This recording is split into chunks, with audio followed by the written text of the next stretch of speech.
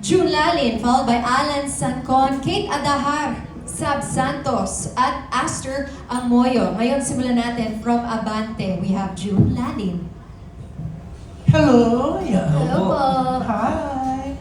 Yeah. I'm sorry PV, hindi ko susundin ng one question. Galing ako Las Piñas, ang layo-layo. At alam mo bang 2 p.m. nandito na ako sa excitement. Pero sandali linawin ko muna, yung 4th episode, it's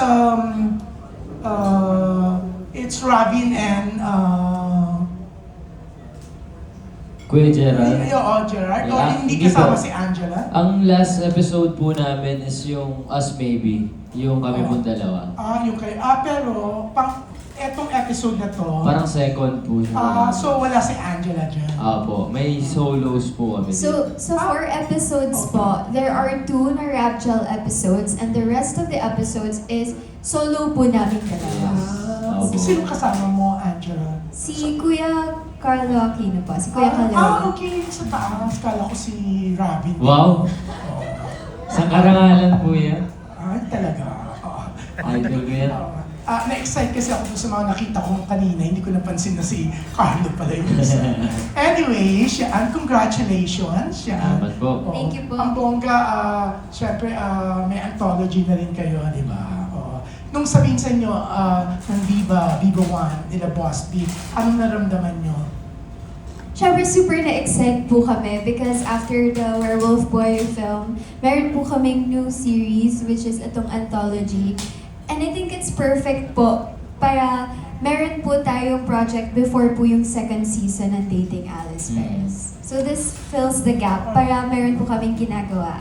Yes. At saka para hindi rin kayo naghihiwalay? Oo. Lagi pa rin magkasama. Yes po. Tsaka para mas matuto po, sa totoo lang. Nung pong binigay po sa amin itong anthology na to, sobrang saya ko po kasi 4 na episode po ito, iba't ibang genre. So, matatry po namin yung iba't ibang genre. So, mas matututo po kami. Tapos may mga nakasama po kami, mga veteranong aktor na tinuruan po talaga kami. So anong expect namin? Especially for the 2 episodes na kayo talaga ang magkasama. You can expect po to laugh and to feel kilig. And matakot. Yes, and matakot din po kasi may halong action din po yung Yes, Rider parang Ko. first time po namin mag-action together. Yes. Sa Rider Kong Hoodlum. Yan po yung first episode natin sa anthology. Yan. Ang bongga parang hutol kong hudlo. Po, parang Robin Padilla po yung peg dyan. So parang Robin. Robin Padilla. Sana po makatrabaho si Kuya Robin.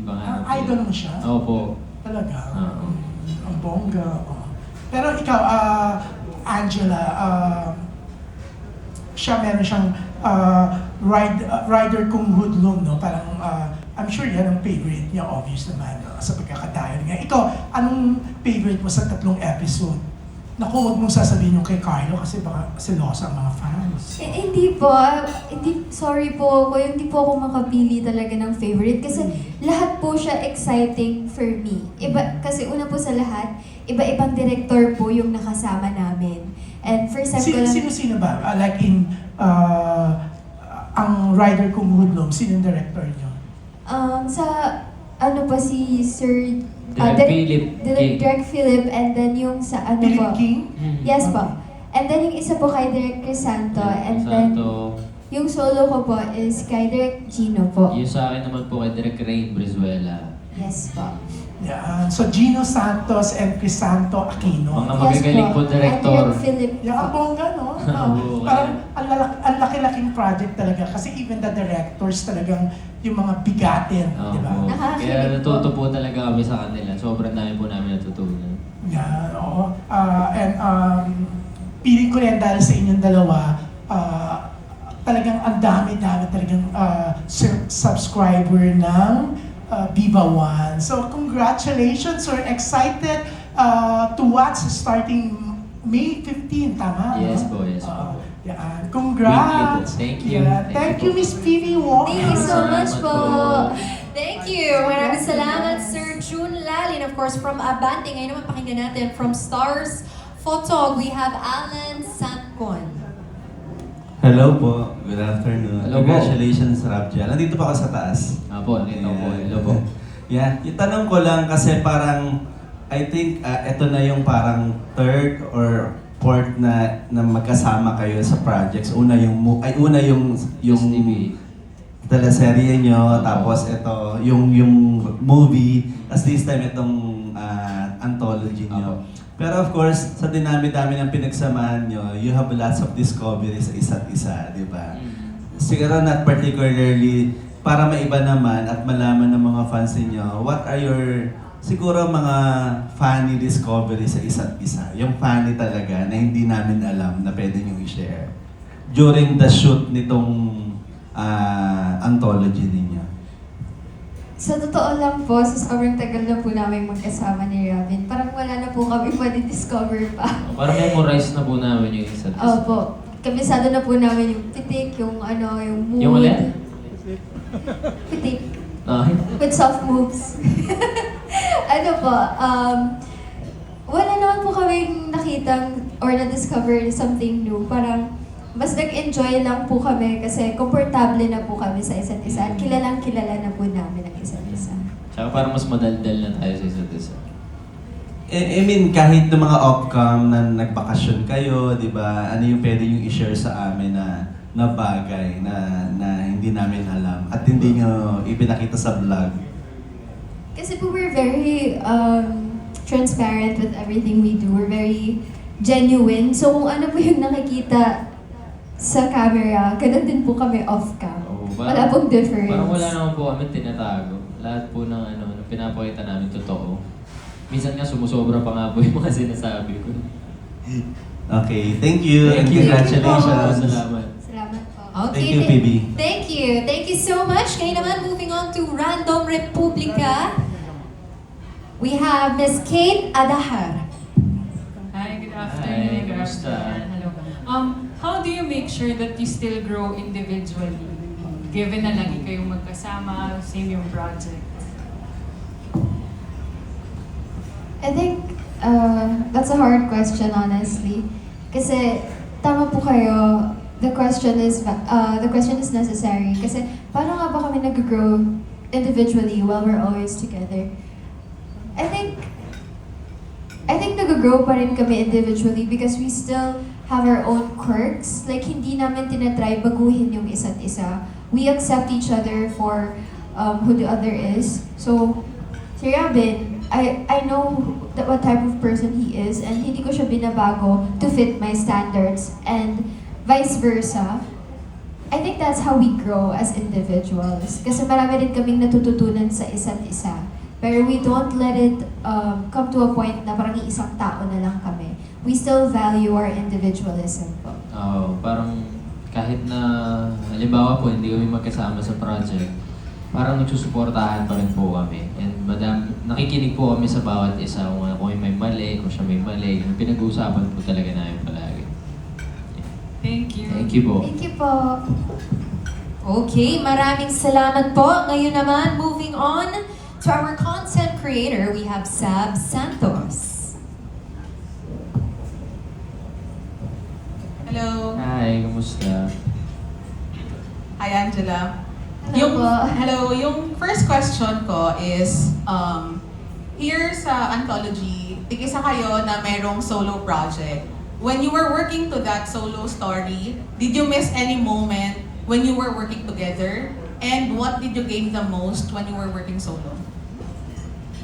I think the things I miss na kasama si Robin working is that yung presence niya mismo. Parang sanay kasi ako na lagi ko po siyang kasama while taping or filming. Na when he's not there, parang hinahanap ko siya. Parang wala akong maaya kumain pag break or wala akong makausap on set masyado because he's not there. I mean, kinakausap ko naman po lahat. It's just that parang may kulang. Parang I wish he was there. Tapos yung natutunan naman po namin or lesson we experience we gained is siguro yung mga advices na binigay po ni Kuya Kaloy while on set kami. There was a scene na confrontational. Tapos medyo nahirapan ako sa first take. Tapos yung second take nagawa ko. And then na-stuck ako dun sa first take na parang sayang, sana first take okay na. Tapos parang sabi niya, okay na, tapos na. Okay na, move move on na tayo. Like, binigyan niya ako ng advice na stop overthinking. Don't get in your head. You're supposed to feel, not to think. So, ang dami ko pong nabaon na lesson po sa kanya.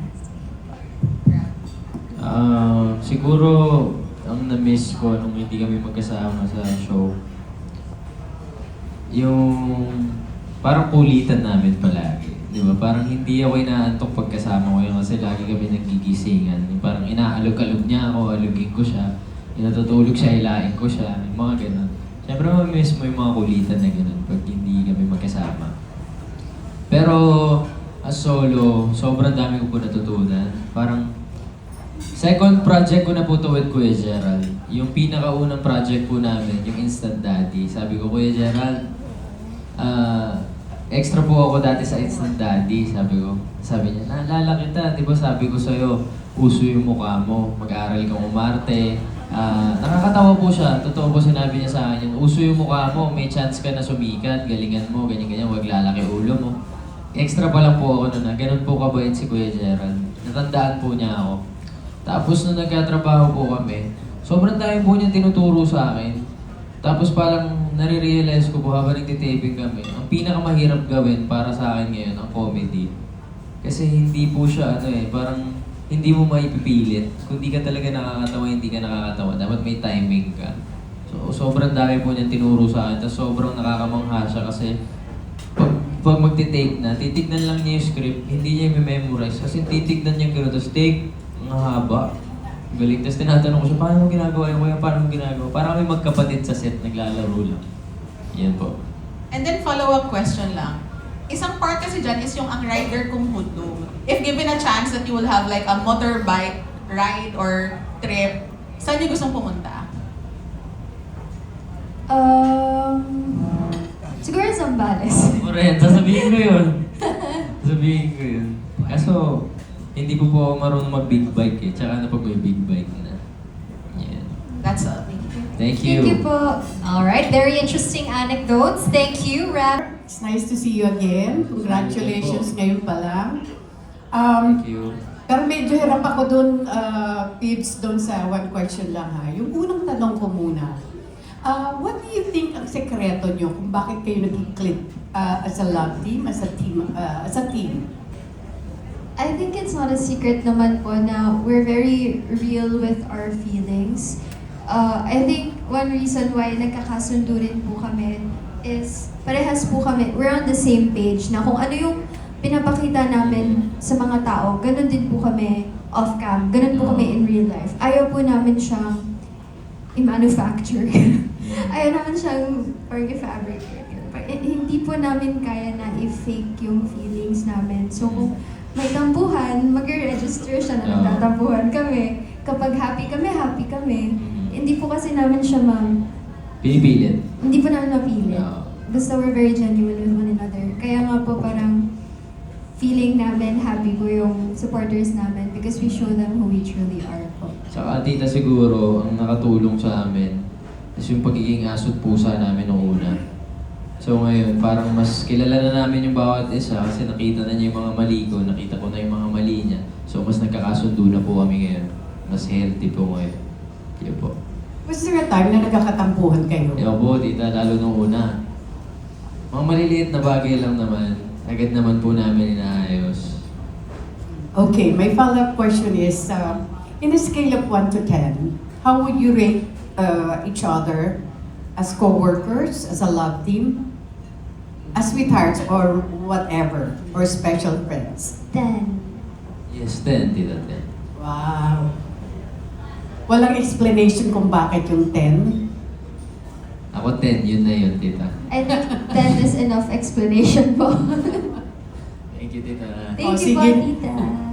O sige, thank you and good luck again. Congratulations. Okay, maraming salamat po, Tita Aster. Ngayon naman, ngayon pakinggan natin ang ating content creator, Jaco Manangan. Hello, Hello, Mumble prank. Oo nga. Ay, Iba naman. Yeah. Congratulations, no? Dahil syempre, follow-up project ito. Pero, mag-backward tayo. Kamusta yung experience nyo dun sa recent concert? concert. Okay. Recent concert sa NFT. Sa NFT. Masaya po siya, honestly. Mm. Wala akong masabi yun.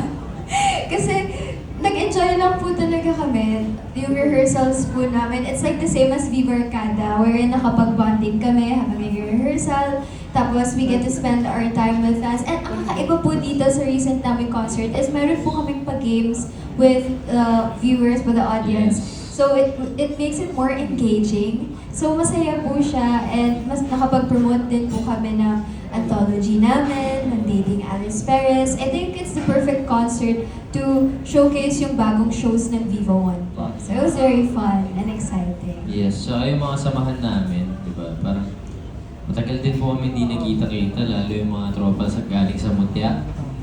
Doon na lang po ulit kami nagkita-kita sa concert. Kaya sobrang saya po, yung bawat araw na rehearsal namin, para kami naglalaro lang Di ba parang kami mga bata ulit, parang nasa section E, classroom ulit.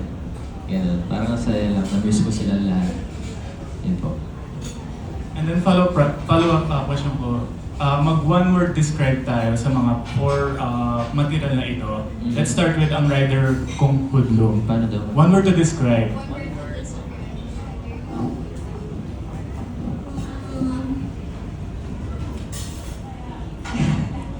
Nakakatakot. Joke, nakaka-thrill. Really. Rabbit. Action. Exciting. How about my CEO thinks I'm a robot with Angela? Kilig. Ako rin kilig Kinikilig ako. Baka trabaho ba naman yun si Kuya Carlo Aquino, di ba? Kuya Kaloy, thank you po. Thank you po, Kuya. How about us maybe? Relatable. Enjoy ako dito Enjoy. Enjoy. For life. Yes, how about same day error last? Sobrang saya ko po dito sa ginawa namin to. Siguro, ano ba? For me, explosive. Kasi parang sobrang funny niya na bubulong ko yung tawa ko. Paano ko ba sasabihin in one word na madami ako natutunan dito? Yun na, yeah. Gets naman. Educational. Tama! Educational. Okay. Yeah. Congratulations, Robin. We Thank can you, wait thank you to po. watch this format. Thank you so much. Thank you po. Alright, very good one-word description, guys. Maraming salamat. Jaco, ngayon naman, pakinggan natin ang mga tanong ni Nikki Wang from Manila Standard. Hello po. Po. Here at the back. Yes, congratulations sa project na to. Correct me if I'm wrong, parang itong anthology na to marks the first anniversary of Rabjet. Tama ba? Now that you mentioned it, opo, Oo I nga, think no? around this time po kami nagkaroon ng Rapture. SDBS. SDBS po. Oo nga. Diba? Ang bilis Parang, naman. how does it feel? Parang 1 year na. Bilis nga. Oo nga, no, 1 year na. Ang bilis po na hindi man lang po namin na-realize na it's been a year since SDP came out, yung announcement po ng SDP. So, nakakatuwa, nakakataba na po siya na umabot kami ng 1 taon. Tsaka pangatlong project na natin together. Opo, ang saya po. But my real question is, na-rate nyo na nga isa't isa ng 10, di ba? Sabi nyo parang kilala nyo na isa't isa. So my question is, prior to working together sa Love Team, what was your impression of each other? At nabago ba yon nung naging magkakilala kayo ng mas malalim pa? Ako naman po yung first impression ko kay Robin is nung Mutya audition. Nakita ko siya. Ang first impression ko, ay ang pogi nito, makukuha nito yung isang role. Yun lang po, yun lang. Tapos hanggang ngayon naman po, hindi naman po nagbabago yung impression ko sa kanya. Pogi naman po talaga siya. As in. How about you? Ako po nung una ko makita si Angela, parang ang sungit. Parang ayaw ko pansinin, parang gano'n. Pero nung nakikilala ko na po siya, sobrang bait po na tao. Sa totoo lang. That's nice to know. Yung tunay po doon, mahihain lang ako. Kaya nahihiya ako mag-approach ng mga tao. Oo. Kaya lagi po akong nami-misinterpret ng mga sungit. And then, kaya kita na-misinterpret na masungit ka kasi nag-aaral ka nun. Ako nga, nagpo-phone ka, di ba? O ba nag-online class? So, Pero Robin, comment lang na sabi ni Angela na yun ang impression niya sa'yo na pogi ka daw, pero up until now, parang din nagbago. Hindi naman po ako pogi. Humble lang po Hindi siya. naman. Hindi po. Yeah. But anyway, congratulations and good luck your anthology. Salamat po. Thank you po. Thank you. Okay, ngayon naman, balik tayo sa ating content creator, kay Ian Lee Estrella. Here in front. Congratulations pala dito sa Vivo Moon Originals nyo. Yung question ko lang is, meron kayong mga solo na mga titles dito. Do you think fans of your love team will be surprised by your solo performances dun sa mga solo roles nyo sa dalawang titles na to? Honestly, sa part ko, feeling ko they'll be surprised sa part na it works. It works kasi never pa ako nakapag-love team with a veteran. So parang feeling ko they'll think na she can work with them. It works. So yun pa. What do you? Ako feeling ko po matutuwa sila ng sobra dito kasi makikita po nila yung kakaibang side namin ni Angela. Kasi nasanay sila na magkasama kami, di ba? Ito, makikita po nila yung iba't ibang genre na kaya namin panggampanan ni Angela. Yeah. Follow-up question lang sa'yo, Robin. Kung sakali na, kasi dito kasama mo si Kuya Gerald, yes. Si Kuya Gerald. Paano kung meron kang chance na pumili ng opposite sex na kasama sa isang title? Sino? Okay. Isa lang po yan eh. Julia Barreto. Okay. Sige. Thank you. And next question ko dito. Ano yung mga parts dun sa mga solo roles nyo yung pinaka-challenging sa inyo? For me po, na-challenge ako is yung kung paano ako magiging robot. Aside from the looks, kailangan yung boses ko pang robot, kailangan yung action ko pang robot. Pero humanoid na robot, parang human na robot naman siya. So hindi naman siya ganun ka-difficult. Pero nahirapan lang ako isipin kung paano ko ititimpla yung boses ng robot. And also kung paano ako, yung pressure, yung kalaban ko dito na makaka-work ko po si Kuya Kaloy. Kasi syempre po, Kuya Kaloy na po yan.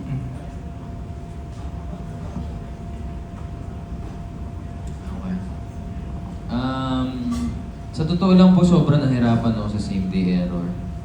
Kasi hindi naman po ako sanay magpatawa. Tapos parang naninibago po ako kasi bigla may mga eksena na po kami ni Kuya Gerald. Dun sa Instant Daddy, akala ko po nung umarte po ako dun, akala ko may eksena kami together. Pero wala. So dito po sa same day error, may eksena kami. Kaya kakaiba po yung kaba ko.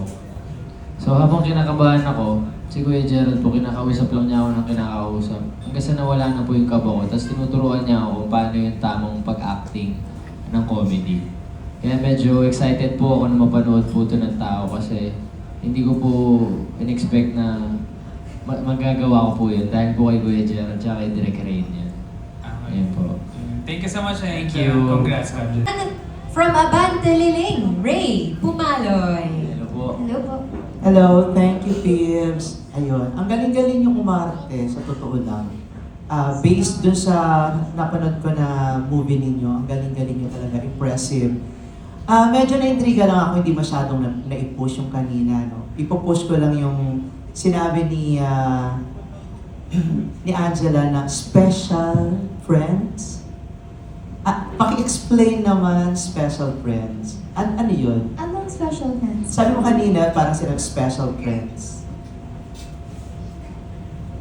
Special friends? Nagtanong kasi si Aster kung hanggang tungkol sa inyong dalawa, tapos nakilala na, gano'n, nakilala niyo na isa't isa, and then parang nabanggit mo yata na special friends. You are special friends or something. I honestly don't recall saying special friends.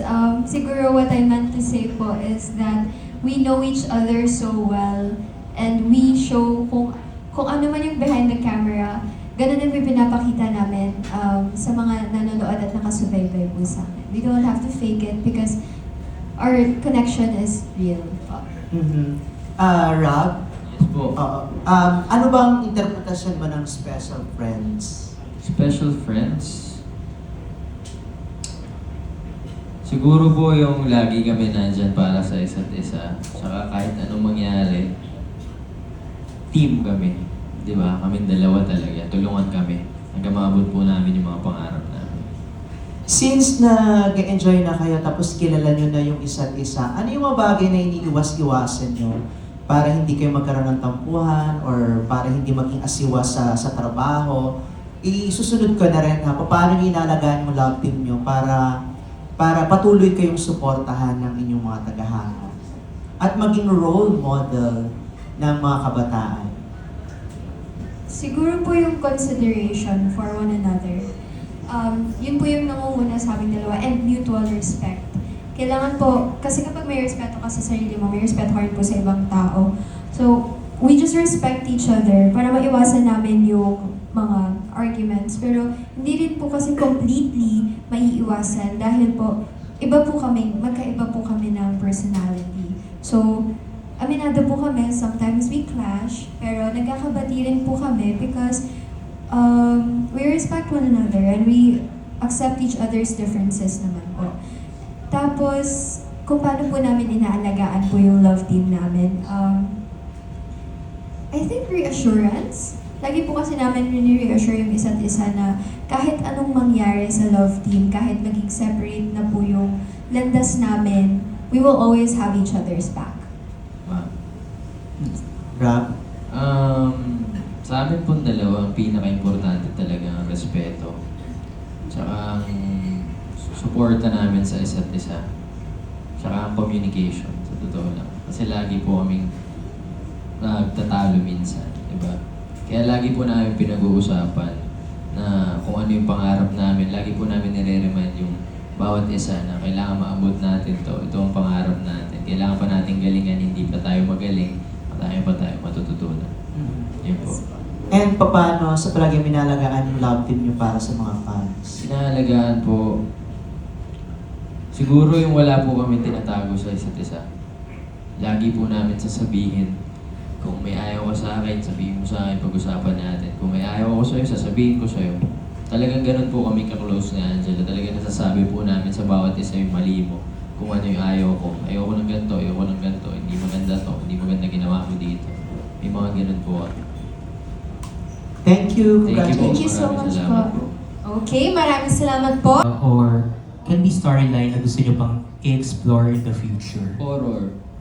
Same. Gusto ko po horror and siguro isa pang drama. Ayun. No, Anong, or heavy drama nga. Heavy drama. And anong then- klaseng horror ang gusto nyo i-explore? Yung mga habulan ba? Mga ganyan mo? Gusto ko po kasi yung mga paranormal. Yung yun, nakakatakot na yung ganun sobra. Parang yung Autopsy of Jane Doe, Ay, parang gano'n. grabe naman yun. Yung mga ina-exercise, yung mga sinasapian, ganyan. O kaya yung parang, ano natin yung Himalaver. Ano? Basta, ano po, parang, basta marami po akong gustong gawin. Pero ang pinaka-favorite ko pong genre talaga kasi horror. Mahilig po ako manood ng horror. Ako pangarap ko pong maging The Grudge ng Pilipinas.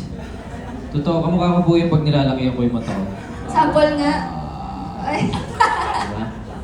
Hindi, totoo, pangarap ko yun. Nung bata po kasi ako, takot na takot ako sa kanya. Nung So bata- ngayon na parang nandito na po tayo sa industriya. Sana magkaroon ng The Grudge ng Pilipinas. Gusto ko rin po maging multo. Kasi bata pa lang ako, tinutokso na ako nung Mukha akong pala sa multo. dako. Oo, hindi. Sinabi ko rin sa kanya, kumaham siya sa dako. Mukha kasi kami multo eh. Hindi mo pares kami. Oh. Pwede, di ba? Pwede. Ayun. Ayun na, ready na si Angela. Ayan, nakakatakot. Tama na. All. Ayan. Thank you so Joke lang much. Salamat, Ayun, salamat. excited na magkaroon kayo ng horror project in the future. Thank you. Alright, Thank you po, o, diba? May pa-acting pa dito si Angela. Thank you. Thank you so much. Okay, moving on to our third and final batch. For this afternoon, we have Robert Requentina, Jojo Panaligan, Mark Magadia, Dolly Ann Carvajal, and finally, Cine Geeks Podcast. Now, from Pop News, pakinggan natin, Robert Recantina. Hello, Hello po. Roger. Magandang hapon. Last year, na-mention nyo na pangarap nyo yung Film Fest, MMFF. Opo. And then lumabas nga kayo sa awards night, ano? May chance kaya this year na may entry kayo sa Mali?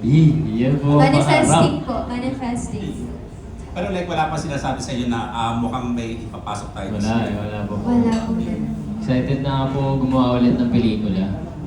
Iba talaga po yung feeling pag nakakagawa ng pelikula. Sobrang saya din. Pero ayan po yung pinakapangarap namin ni Angela ngayon. Magkaroon po ng MMFF. Sa chat po namin hanggang ngayon nakapin yun. Magkaka-MMFF tayo this year. Pero hindi nyo ba na-mention kay Boss Vic na, Boss, baka pwede. Hindi po kasi kami ganun eh. Hindi po, ano po eh, kung ano lang ibigay sa amin, sige lang po kami ng sige. We count our blessings. Tsaka lagi po namin sinasabi sa isa't isa na kahit gano'n pa tayo kapagod, kailangan tanggap lang tayo ng tanggap ng trabaho. So for the meantime, manifesting lang muna. Yes. Thank you and congratulations. Salamat po. Thank you po. Great question. Maraming salamat po. Ngayon naman from Rider PH Studios, Jojo Panaligan. Hello po. Ay, kamusta? Okay lang po. Hello po. Hoy, sa tingin nyo, sa ikatatagal ng relationship ng dalawa, mas yung complementary ang ugali or magkasundo. Tapos, ang sundot na tanong ko doon, kasi sinabi nyo kanina, di ba, nung simula, nagkakaroon kayo ng differences. Mas okay ba yon or yung sa simula pa lang magkasundo na sa mga magtatagal na relationship? And ang follow-up ko doon, nagkaroon na ba kayo ng time na nagtrabaho kayo na meron kayong differences? At paano nyo na-overcome?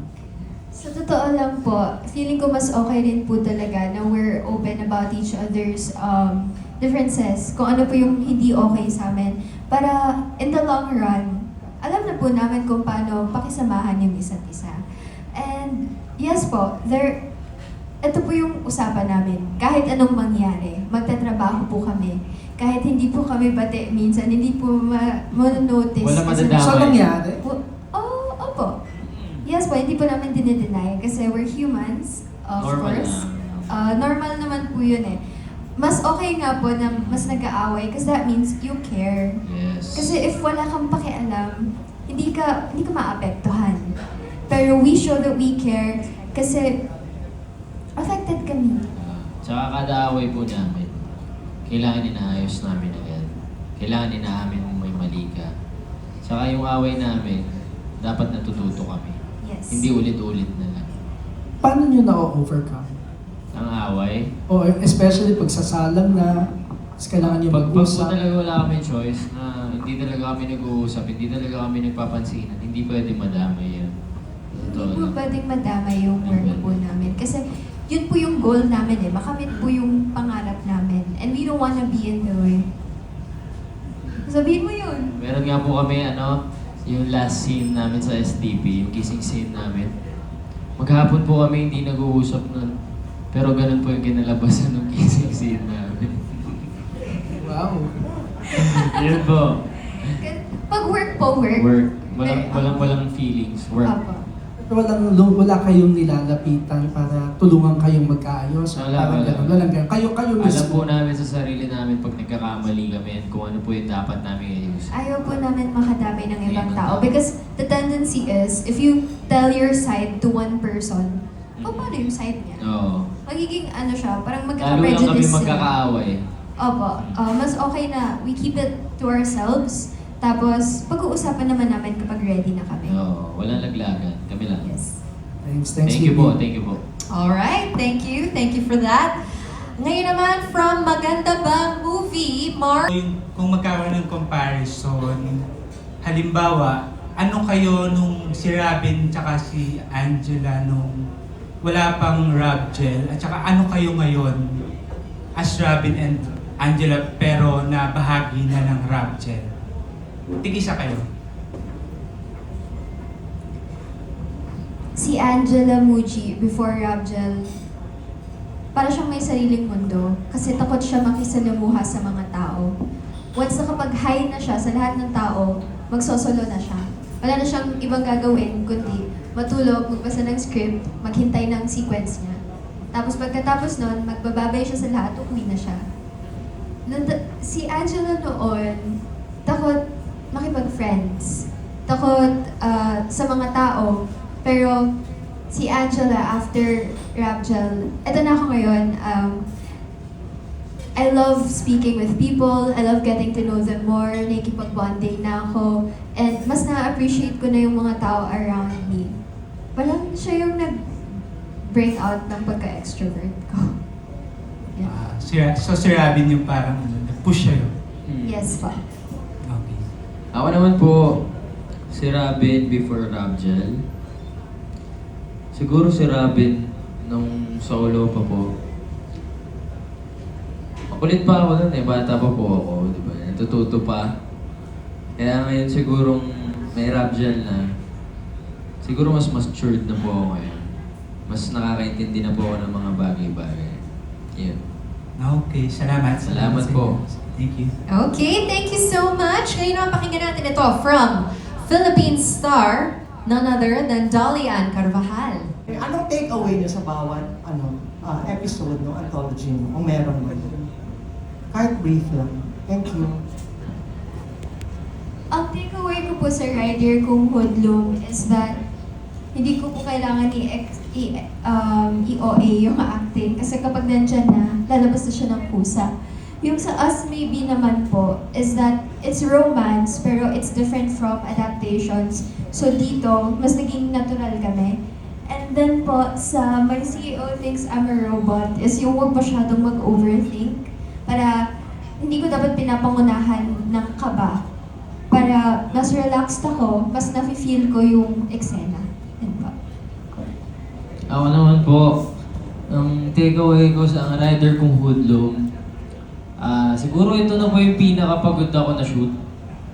Kasi 2 days siya, tapos halos puro tracking. Ano po ako, kolong-kolong. Tapos nakasingle na motor, sinusundan po ako ng sasakyan. Puro tracking po, yun po yung ginagawa ko. Tsaka puro fight scene. Mga mabibigat na fight scene kasi malupit po mag-action yan si Direk Philip eh.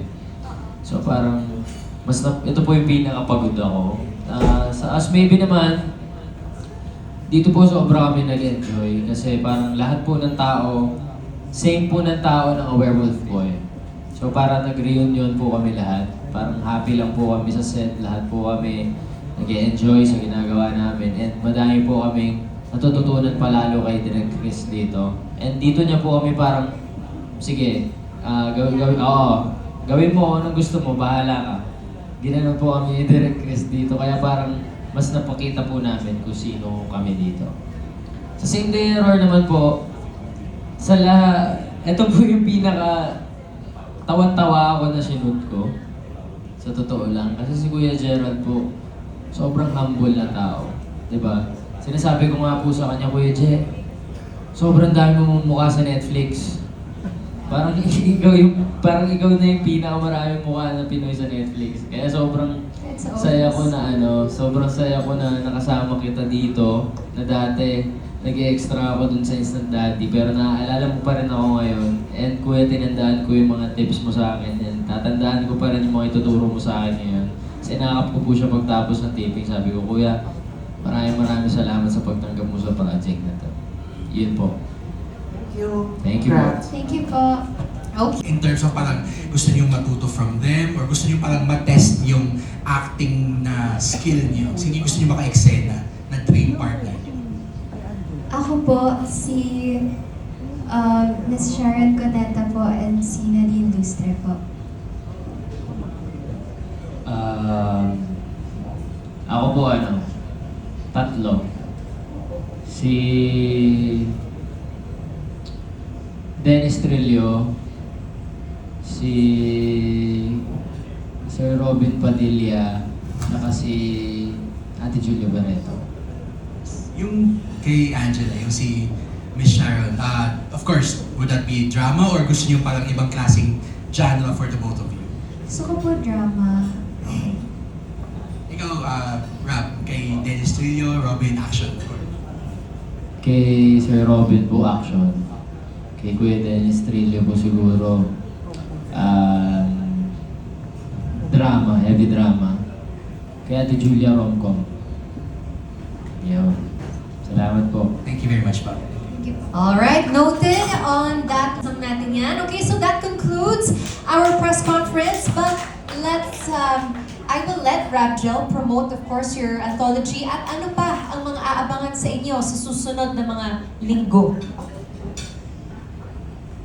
Hello po everyone. Gusto lang po namin kayong i-invite. Napanoorin po ang aming Viva One Originals Rabgel Anthology. This May 15 na po ang first episode natin. And ang Dating Alice Perez, aka SDP Season 2, this June 12. Opo. Tsaka ano po, A Werewolf Boy po, nasa Vivo One Plus na. Pwede nyo na po siya mapanood sa Vivo One Plus. And sa June 6 po, meron kami ulit The Next Fan Takeover Concert. Repeat. Repeat. Yes. Yun, repeat.